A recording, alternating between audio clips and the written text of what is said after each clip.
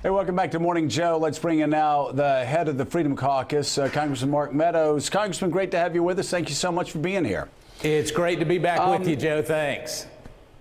So during the president's campaign, he talked about hedge fund managers and criticized the carried interest loophole. He said they were paper pushers who got away with murder because of this loophole. But this tax bill that, if I'm not mistaken, Bloomberg and others are reporting, it keeps carried interest for private equity managers, for hedge fund managers, and for a lot of real estate moguls. Why is that? Is that something that you support? And will you support that if it's in the final bill? You know, I think, Joe, that actually will end up being one of those things that comes out, whether it's in the markup going through the House or over in the Senate. I can tell you I was in the Oval Office with the president when this very subject came up. And he was very emphatic that, like he was consistent on the campaign trail about those hedge fund managers and the carried interest provisions, that he felt like it needed to be done away with. Obviously, you've got real estate developers and some of those that use it as part of the way that they do business. And so trying to address that in a fair way that continues to allow for economic growth is key. But I can tell you that the president himself has weighed in on this particular provision. And I think at the end of the day, it will get addressed, whether it's in the House or the Senate or the final bill. So these are the sort of provisions that mean that hedge fund managers in New York City and Greenwich, Connecticut might pay 13 or 14% in taxes for a year, while people working in your district working hard in your district may be paying 35, some small business owners up to 40, 45%. Do you oppose the loophole for carried interest, and will you fight against it? I already have spoken up on the carried interest provision for hedge fund managers. I think that you and I agree on this particular issue, and so this may be a news-breaking thing this morning. You and I and the president all agree that that carried interest provision for hedge fund managers needs to go away, and really we can use that money for the middle-income, hardworking American taxpayers to make sure that they get the relief that they need. You know, the hedge fund managers are not normally a large constituency in Western North Carolina.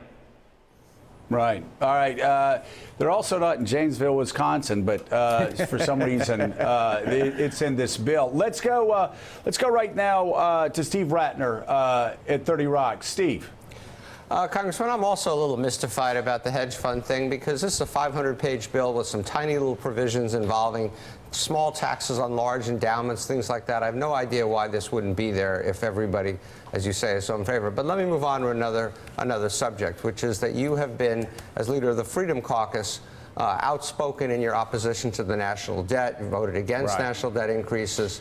We have in front of us a proposal that would increase by its own calculations the national debt by $1.5 trillion over the next 10 years. How can you support a bill that does that, given all your past opposition to debt?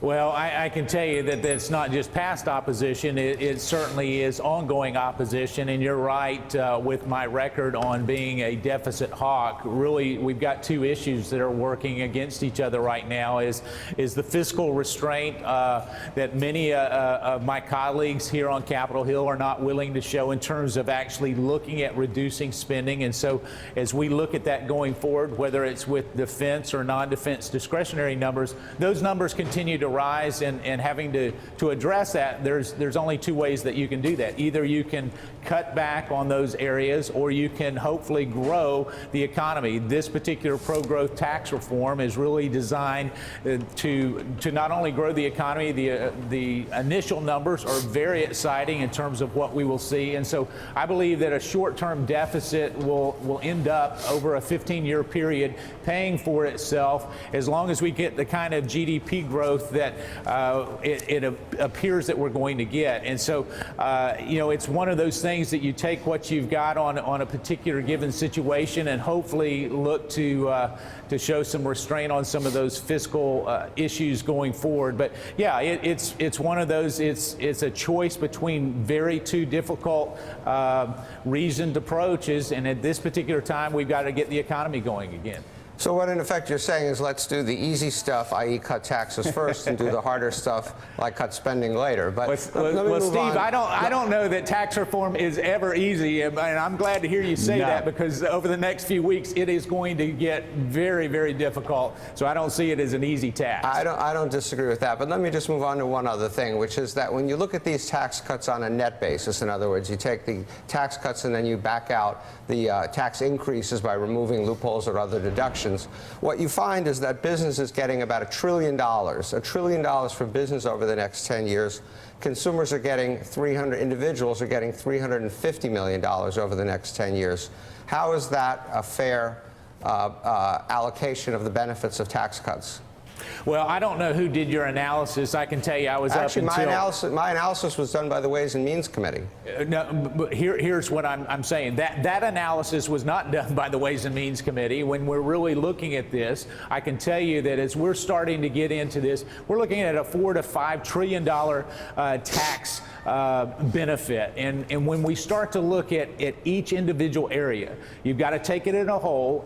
It is not just corporations that get the benefit. And even if your analysis is spot on, here's what we have is when we look at the ability for our corporations to bring those jobs home, we see wages go up, we see economic growth here, and so it's hard to take it in a static environment to suggest that you've got one block of benefits against another. And I can tell you that I was up until midnight, got up very early this morning looking at all the details. I want to make sure that my voters are the ones that benefit, and ultimately in the final bill, that's what's going to happen.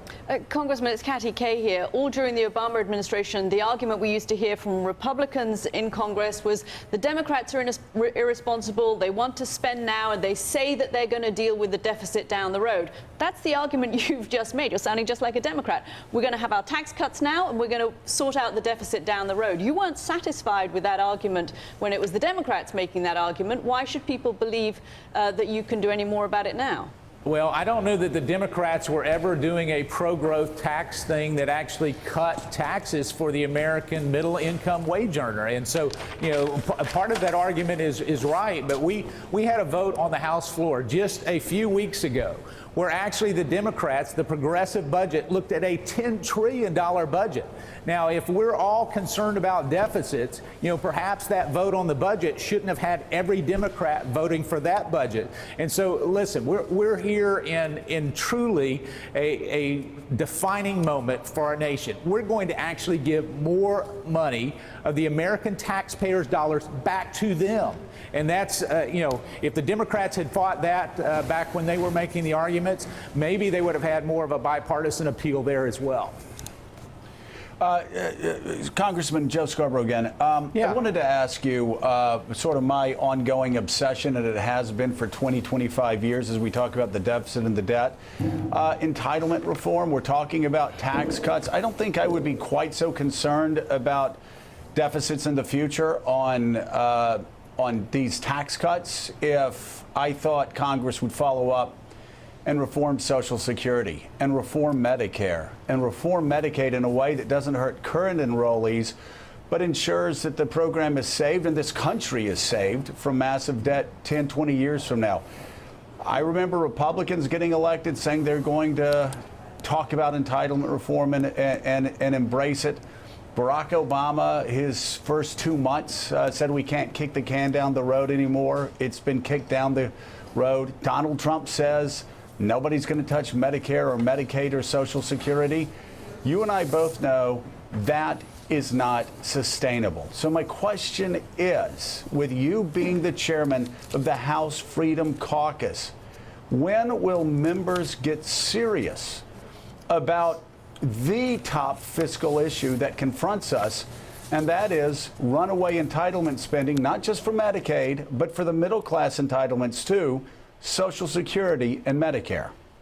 You know, Joe, every time I come on, I want to make sure I shoot straight with you, and you're right. That is the top fiscal thing that we have to worry about, and quite frankly, not enough is being done.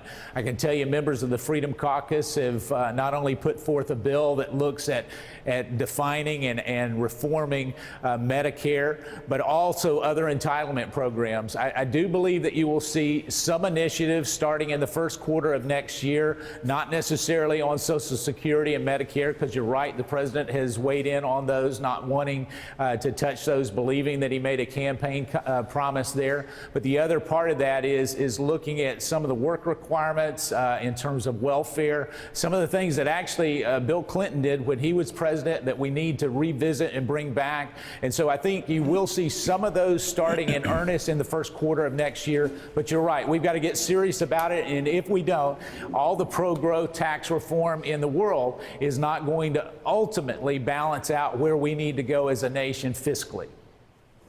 And we have to approach, obviously, we have to be concerned about Medicaid, but Medicare is just as big or a bigger problem in the long run. Right. We have to address those middle-class entitlements, whether it's popular or not. Thank you so much, Congressman Mark Meadows. Greatly appreciate you being with us. Joe, Willie good to be with Geist, you. what do we have next? We're going to continue this conversation with the man who pieced together that long-awaited tax legislation. The chair of the Ways and Means Committee is next on Morning Joe. Thanks for checking out MSNBC on YouTube, and make sure you subscribe to stay up to date on the day's biggest stories. And you can click on any of the videos around us to watch more from Morning Joe and MSNBC. Thanks so much for watching.